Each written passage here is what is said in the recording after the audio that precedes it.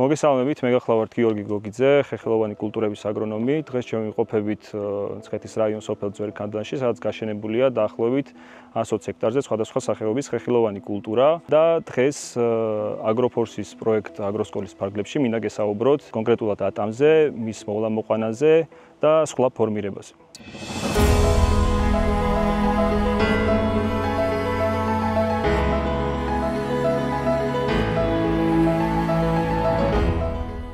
მოიხსენებათ, აღმოსავლეთ საქართველოში ატმის კულტურა არის საკმაოდ გავრცელებული და ძალიან პოპულარული. გვაქვს საკმაოდ დიდი ტერიტორიები აღმოსავლეთ საქართველოში, სადაც გაშენებულია ატამი და არის საკმაოდ მრავალწლიანი ნარგავობები.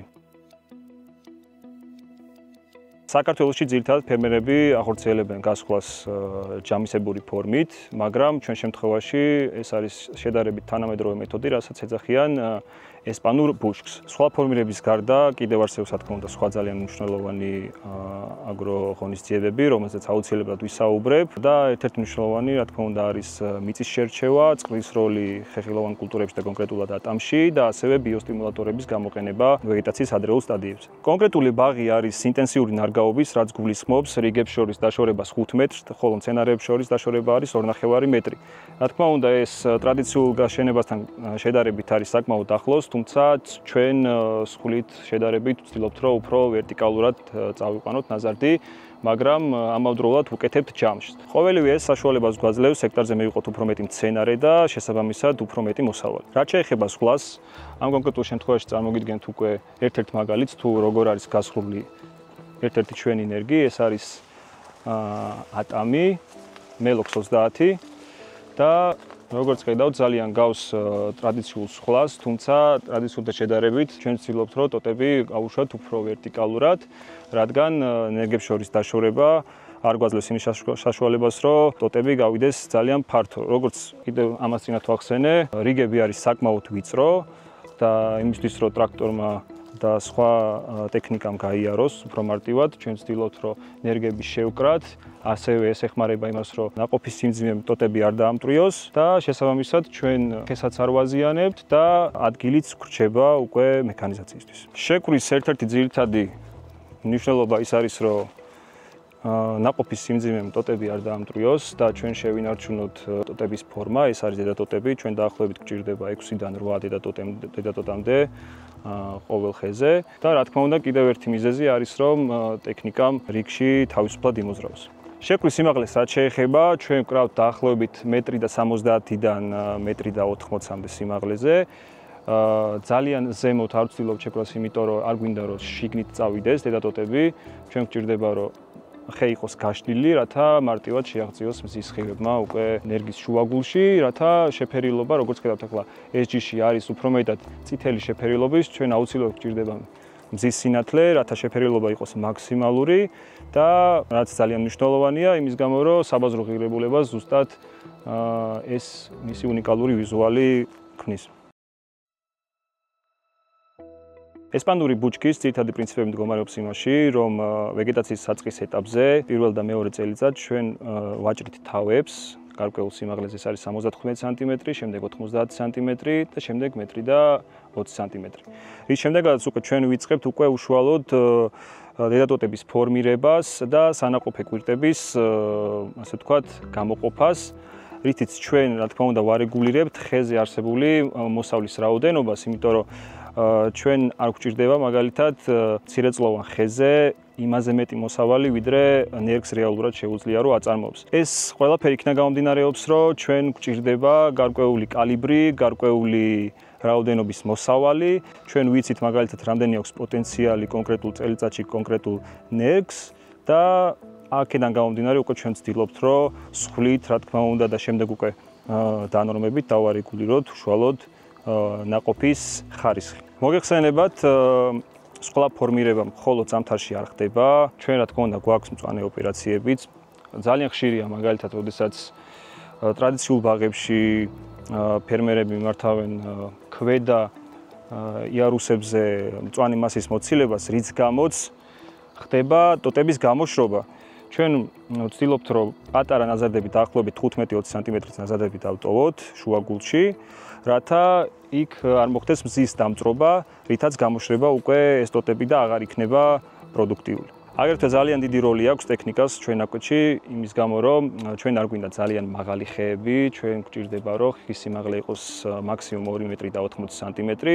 ჩვენ ამისთვის ვიყენებთ სპეციალურ სასხლავ აგრეგატს, რომელიც მონტაჟდება ტრაქტორზე და შემდეგ უკვე ტრაქტორის საშუალებით ჩვენ ვსხლავთ ნერგის თავებს.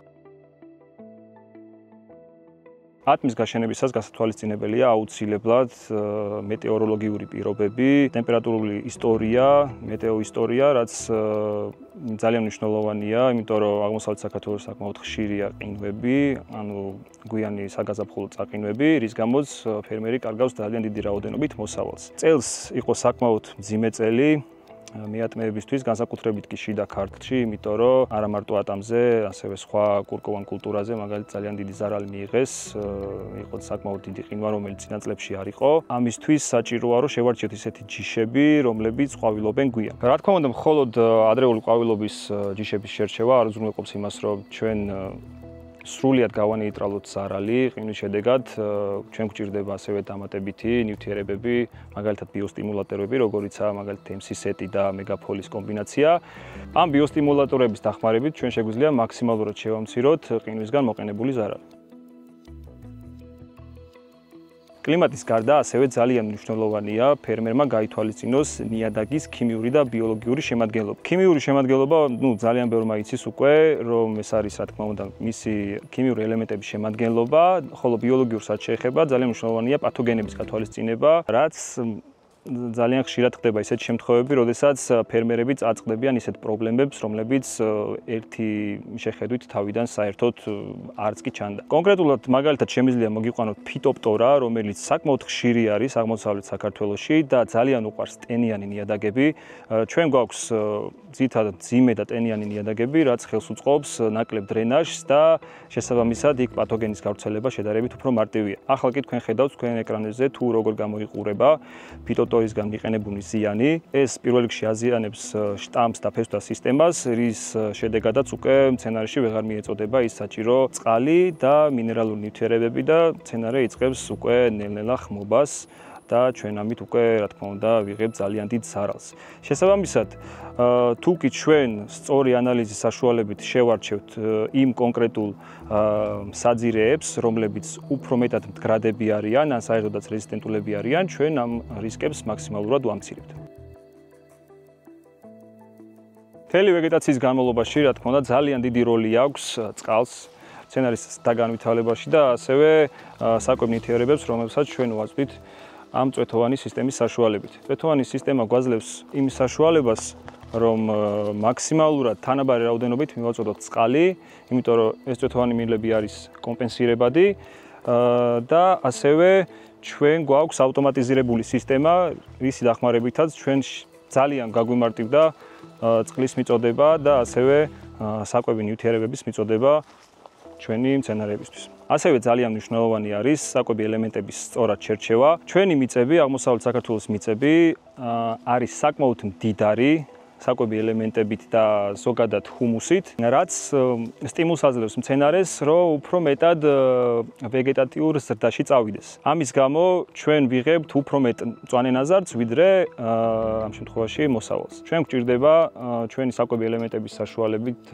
დავარეგულიროთ მცენარის ზრდა, რის საშუალებითაც ჩვენ უფრო მეტად უზრუნველყოფთ, რომ მცენარემ გამოყოს სანაყოფე კვირტები და არა სავეგეტაციო კვირტები. მცენარისთვის ზედმეტად წყლის მიცემა და სასუქების მიცემა არის ძალიან არაპროდუქტიული, იმიტომ რომ იგი მისი ბიოლოგიური თვისებებიდან გამომდინარე არის, ასე ვთქვათ, კომფორტში და უფრო მეტად ვეგეტატიურ ნაზარდს იკეთებს. ამიტომ საჭიროა დავაბალანსოთ და ზოგ შემთხვევაში ცოტათი დავსტრესოთ კიდეც მცენარე, რათა უფრო მეტად იზრუნოს უკვე შთამომავლობაზე და მისთვის შთამომავლობა ეს არის ნაყოფი. ჩვენ ამით ვიღებთ უფრო მეტ ნაყოფს, უფრო მეტ სანაყოფე კვირტს, მაგრამ ამავდროულად მცენარეს არ ვაგდებთ ისეთ სტრესში, რაც უკვე გამოიწევს მისთვის დამღუპველ პროცესებს. ასე მაგალითად ყინვების შემდგომ ისეთ ხეებზე, სადაც ნაყოფი საერთოდ არ შერჩა, როგორიცაა მაგალითად ქლიავი, ვაშლატამა, და ასევე გარგარი ჩვენ მაქსიმალურად შევზღუდეთ სასუქებით და წყალით. ამის საშუალებით ჩვენ მცენარეს მივეცთ ის სიგნალი, რომ მან შეწყვიტოს მწვანე მასის გამოყოფა, იმიტომ რომ ჩვენ უკვე იმ კონდიციამდე მივედით მისი სიმაღლიდან გამომდინარე, რომ აღარ გვჭირდება დამატებითი ტოტები, ჩვენ გვჭირდება რომ მან ჩამოიყალიბოს მაქსიმალური რაოდენობის სანაყოფე კვირტი, რათა უკვე იმუშაოს უშუალოდ მოსავალზე და არა ზრდაზე. ძალიან მნიშვნელოვანი პროცესია ასევე დაახლოებით იგივე მნიშვნელობისაა, რა თქმა უნდა, როგორც არის მწვანე სხლა და ჩვეულებრივი ზამთრის სხლა, ეს არის დანორმება. დანორმების საშუალებით ჩვენ ვიღებთ საჭირო კალიბრს და საჭირო შეფერილობას. იქიდან გამომდინარე, რომ მცენარე იკეთებს ძალიან ახლოს სანაყოფე კვირტებს, ანუ ყვავილებს და ჩვენთან არის ხშირი შემთხვევა ყინვების, ჩვენ შეგვიძლია ასევე ყვავილები მოვაცილოთ, მაგრამ შეგვიძლია ასევე დაყვავილების შემდგომ მოვაცილოთ უშუალოდ ნაყოფები. იქიდან გამომდინარე, რომ ყინვების რისკი არის საკმაოდ მაღალი, ჩვენ უკვე ყვავილობის შემდგომ ვაკეთებთ დანორმებას. ამ შემთხვევაში თქვენ ხედავთ, რამხელა დაშორება არის ნაყოფებს შორის, იგი ზრდის მიმართულება აქვთ განსხვავებული, ერთმანეთს არ შეუშლიან, რა თქმა უნდა, ზომის მიღებაში და შესაბამისად ჩვენ ვიღებთ იმ კალიბრს, რაც ჩვენ გვჭირდება და ნაყოფის ხარისხიც, რა თქმა უნდა, არის საკმაოდ მაღალი. შემდეგი მნიშვნელოვანი საკითხი, რაზეც მინდა ყურადღება გავამახვილო, ეს არის მავნებელ დაავადებათა კონტროლი. მათამში ძალიან ხშირია სხვადასხვა სოკოვანი და ბაქტერიული დაავადებები. ერთ-ერთი ყველაზე ხშირი, რა თქმა უნდა, არის ფოთლის სიხუჭუჭე, რომელიც ვრინდება მაღალი ტენიანობის პირობებში და ადრე გაზაფხულზე. და კიდევ ერთი ძალიან პრობლემული დაავადება, ეს არის ატმის ნაცარი. თქვენ ეკრანზე ხედავთ თუ როგორ გამოიყურება ფოთლის სიხუჭუჭე და აგრეთვე ატმის ნაცარი, რომელიც ძალიან ხშირია ვეგეტაციის ადრეულ ფაზაზე და განსხვავება სიხუჭუჭესა და ნაცარ შორის ის არის, რომ სიხუჭუჭე მხოლოდ და მხოლოდ აზიანებს უფრო მეტად ვეგეტატიურ ნაწილს, როგორც აფოთლები და ტოტები, ხოლო ნაცარი უშუალოდ ჩდება როგორც ფოთოლზე, აგრეთვე უკვე ნაყოფზე, რაც რა თქმა უნდა აფუჭებს მის საბაზრო იერსახეს. ასევე მავნებლების საწინააღმდეგოდ ჩვენ ვიყენებთ სხვადასხვა სახეობის ინსექტიციდებს და აგრეთვე მინერალურ ზეთს. ყოველივე ეს გამოიყენება, რა თქმა უნდა, ადრე გაზაფხულზე და გვიან ზამთარში, როდესაც ჯერ კიდევ არის ის მოზამთრე ფაზები ხეზე, რომლებიც საჭიროა, რომ გავანადგუროთ, რათა შემდგომში უკვე ვერ მოახერხონ გამრავლება. გარდა ამისა, ძალიან მნიშვნელოვანია მუდმივი მონიტორინგი, იმიტომ რომ ადრე გაზაფხულზე არის საკმაოდ მაღალი ტენიანობა და ხშირი წვიმები, რაც უზრუნველყოფს, რა თქმა უნდა, პათოგენების გამრავლებას.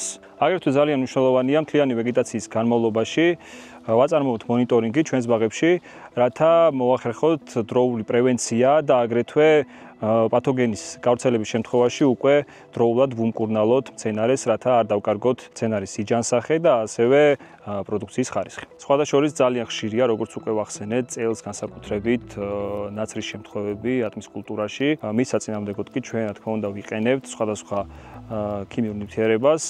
ერთ-ერთი ყველაზე ხშირი და გავრცელებული არის გოგირდი, რომელიც ხელს უშლის სპორების გავრცელებას და უკვე არსებული სპორების განადგურებას. მაგრამ აუცილებელია ასევე ვიცოდეთ, რომ უპირველეს ყოვლისა ჩვენ უნდა გავითვალისწინოთ მოსახლეობის უსაფრთხოება და რა თქმა უნდა, უკვე როდესაც ნაყოფი შედის სიმწიფეში, ჩვენ ყურადღებას ვაქცევთ იმ პროდუქციის ლოდნის პერიოდს, რომელსაც ვიყენებთ, რათა გამოყენების შემდგომ იგი არ დარჩეს მცენარეში და უკვე როდესაც უშუალოდ მომხმარებელთან მიდის პროდუქცია, იყოს მაქსიმალურად უსაფრთხო და სუფთა. არანაკლებ მნიშვნელოვანია მიუხედავად იმისა, რომ თუ ჩვენ მივიყვანეთ მცენარე და ნაყოფი იმ მდგომარეობაში, რომ არ არის არც დაზიანებული და არც დაინფიცირებული და ასევე სხვადასხვა მავნების მიერ არ არის მაგალითად მისი იერსახე გაფუჭებული, ძალიან მნიშვნელოვანია მოსავლის აღების დროის ისე შერჩევა, რათა ჩვენ ან არ გადაგვიმწიფდეს ჩვენი მოსავალი, ან ძალიან ადრე არ ავიღოთ. ატმის შემთხვევაში, როდესაც ჩვენ გვაქვს საკმაოდ დიდი რაოდენობით მოსავალი, ამ კონკრეტული ჯიშების შემთხვევაში სიმწიფე იწყება შედარებით ზედა იარუსებზე და ნელ-ნელა უკვე სიმწიფე ჩამოდის ქვედა იარუსებზე და აქედან გამომდინარე ჩვენ გვჭირდება რომ რამდენჯერმე დავკრიფოთ მოსავალი. ერთბაშად მის დაკრიფა არის შეუძლებელი და არ შეიძლება მის გაკეთება, იმიტომ რომ ნაწილი მოსავლის იქნება კარგ მდგომარეობაში, მწიფე, ასე ვთქვათ და ნაწილი იქნება ძალიან პატარა ზომის და ასევე მკვახე და რა თქმა უნდა მას არ ექნება ის საბაზრო ღირებულება, რაც ჩვენ გვჭირდება. ჩვენ ვიყენებთ სხვადასხვა მეთოდებს, რათა მივხვდეთ თუ როდის არის საჭირო ხილის დაკრეფა, ეს არის შაქრიანობის საზომი და ასევე პენეტრომეტრი, რითაც ჩვენ ვიგებთ ერთი ხილის შაქრიანობას, როდესაც ის უკვე არის იმ კონდიციაში, როცა მისი გემონური თვისებები არის მაქსიმუმზე, ხოლო პენეტრომეტრი გვაძლევს საშუალებას გავიგოთ თუ რამდენად რბილია ჩვენი ნაყოფი და აქედან გამომდინარე უკვე ჩვენ ვიწყებთ და გეგმავთ მოსავლის დაკრეფას. გარდა ამისა, რა თქმა უნდა, ძალიან მნიშვნელოვანი არის ნაყოფის ზომა და ფერი, იმიტომ რომ ამ კონკრეტულ ჯიშებს ახასიათებთ მაქსიმალური შეფერილობა. ეს არის ესპანური ჯიშები, იგი მთლიანად უნდა იყოს წითელი შეფერილობის და კალიბრი დაახლოებით უნდა იყოს 75 პლუსი. ნუ ძირითადად იდეალურ შემთხვევაში არის 80, 85 და 90 კალიბრის. ნაყოფის დამსხვილება საკმაოდ მნიშვნელოვანი პროცესია და ძალიან მნიშვნელოვანია, რომ ზუსტად დაახლოებით 1 თვით ადრე ჩვენ დავიწყოთ მცენარის წყლით მაქსიმალურად უზრუნველყოფა. ნაყოფის მაქსიმალურად იდეალურ კონდიციაში მისაყვანად ჩვენ დაახლოებით 1 თვით ადრე უკვე ვიწყებთ მცენარის მომარაგებას წყლით მაქსიმალური ოდენობით. ამ კონკრეტულ შემთხვევაში მაგალითად ჩვენ ვიყენებთ სარწყავ სისტემას დღეში დაახლოებით 3 საათის განმავლობაში. ეს ხდება ყოველდღიურად, რათა მაქსიმალურად აითვისოს მცენარე წყალი და ეს წყალი უკვე გადავიდეს შესაბამისად ნაყოფში და გაიზარდოს და გარდა ამისა ჩვენ ვიყენებთ ფოთლოვან სასუქს, ლებოსოლის კალიუმ 450-ს, რაც აგრეთვე ეხმარება ჩვენს ნაყოფს, რომ გაზარდოს კალიბრი და მიიღოს კარგი შეფერილობა. ჩვენ მაქსიმალურად ვცდილობთ თანამედროვე ტექნოლოგიების დანერგვას ჩვენს ბაღში, მაქსიმალურ ავტომატიზაციას და მექანიზაციის ჩართულობას. მინდა ასევე ყურადღება გავამახვილოთ თუ როგორ ვამუშავებთ ჩვენს რიგებს. ამ შემთხვევაში ჩვენ ვიყენებთ მულჩერს, იმის მიუხედავად, რომ ზოგ შემთხვევაში მულჩერი, რა თქმა უნდა, ნაკლებად ეფექტურია და დიდ დროს მოითხოვს მაგალითად ბალახის გასათიბად. მიუხედავად ამისა, ჩვენ გვაქვს ის უპირატესობა, რომ ადრე გაზაფხულზე წვიმების დროს მიწა არის გატკეპნილი და ტალახი იმდენად არ უშლის ხელს ტრაქტორს, რათა მაგალითად ის პრევენციული წამლებები ჩაატაროს, რაც ჩვენ ძალიან გვჭირდება. ატმის მოვლა-მოყვანა, რა თქმა უნდა, სხვა ძალიან ბევრ საკითხსაც მოიცავს, რასაც დღეს მე ვერ შევეხე, თუმცა თუ კი რამე სხვა კითხვები გექნებათ, აუცილებლად დააკომენტარეთ. დიდი მადლობა კომპანია Agrofors მოცემული შესაძლებლობისთვის. იმედი მაქვს მოგეწონათ, თუ რაიმე სხვა საკითხი გაინტერესებთ ატმის კულტურასთან დაკავშირებით, დააკომენტარეთ და შევეცდები გიპასუხოთ. დიდი მადლობა.